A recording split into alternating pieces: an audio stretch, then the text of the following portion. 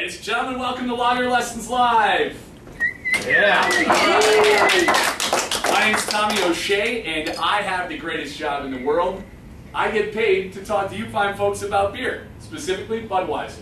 Now, over the next 30 minutes, I'm going to talk to you about beer in general and Budweiser, and hopefully I'll be able to convince you what I truly believe, and that is that Budweiser is the great American lager.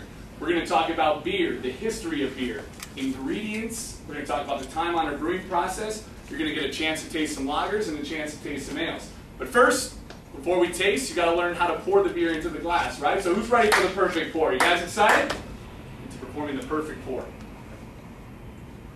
A little round of applause. Cheer, man. Show the glass a little bit. We don't condone the effort, but really what you want to do, keep going. I'll bet. You bet. What you want to do is just like Ed McMahon used to say back in the old TV spots, the old Bud spots, you want to pour it right down the middle, just like an 8-year-old kid bowling, right? So you might notice over at John, right? Dan, close. Dan. You might notice John's glass right there. Name retention. Keep your heart out, cat. He's getting slower, Jesus. You're going to go on a code by the time you're done. I'm getting there. Just wait till Washington, D.C. So now you might notice my glass compared to Dan's glass, I have about a 1-inch layer of foam. And the reason why you want foam is because you see it's going to draw the carbonation out the top, and it's also going to release the flavor and the aroma to give it the best taste. All right, so one of the reasons why you do want that foam, again, is it's going to release all the CO2, right? So you do have those guys. I'm going to take Dan's glass here real quick. The guys who pour down the side, they go really slow, and they think that they don't want the foam. They want as much beer as possible, right? Well, I'm going to show you why you want that 1-inch layer of foam, because see all that? That's all CO2 that would have been pouring, that you've been pouring into your body, right? And as far as I know, there's only 2 ways to get that gas out of you once it's in you, and neither way is a good way to say good morning, right? All right, so now this is everyone else's turn. Go ahead. Pull out a nice cold bottle of Budweiser, and you might notice that very special glass that you have in front of you. That is our brand new nucleated glass. And nucleated is not a Bushism, it is actually a real word. So now, with your nucleated glasses, congratulations, you've all become perfect pourers.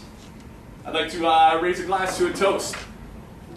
Here's to a long life and a merry one, a quick death and an easy one, a pretty girl and 6 of her friends, an ice cold Budweiser, and another one. Cheers. Now, let's dive into a quick history of beer. Does anybody know when the first beer was brewed? Okay. No one really knows. We have recipes that go all the way back to 6000 BC, but the truth is no one really knows when beer was actually brewed for the first time because there's no written record of it. So that means that beer was actually brewed before we were able to write. So how awesome is that? That's how awesome beer is. All right, moving on.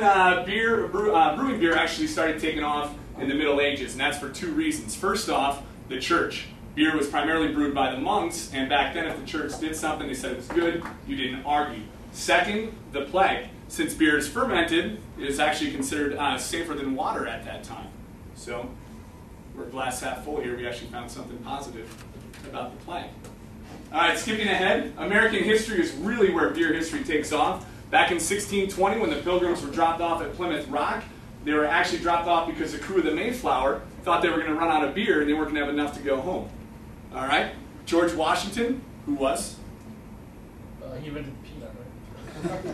George Washington Cartwright. Oh, Jay, your sense of humor. That's outstanding. Our first president, George Washington, was a brewer. So was Ben Franklin. You weren't serious, right? No. All right, good. It was Jimmy Carter, clearly.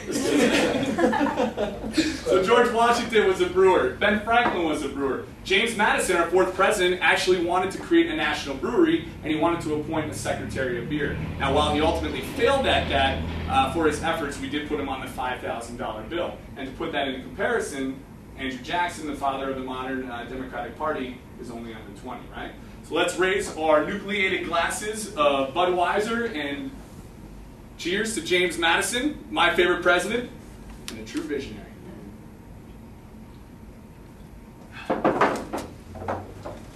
All right, perhaps the most important year in the history of beer is 1876. Can anybody tell me what happened in 1876?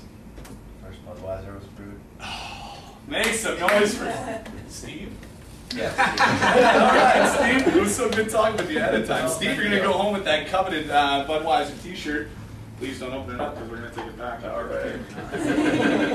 Yes, in 1876, it was the birth of the Great American Lager, Budweiser. And everything was going great up until 1919 when the Volstead Act was passed. Anyone know what that means? Prohibition.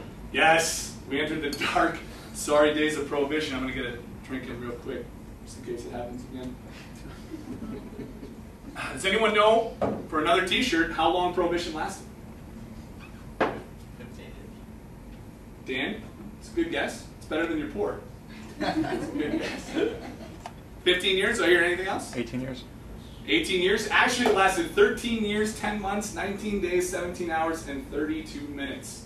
And in 1933, FDR actually repealed the act, and to show our respect and our thanks, Budweiser actually sent a Clydesdale-drawn Budweiser wagon to 1600 Pennsylvania Avenue to deliver the first cases. So again, let's raise our glass and cheers to the end of Prohibition.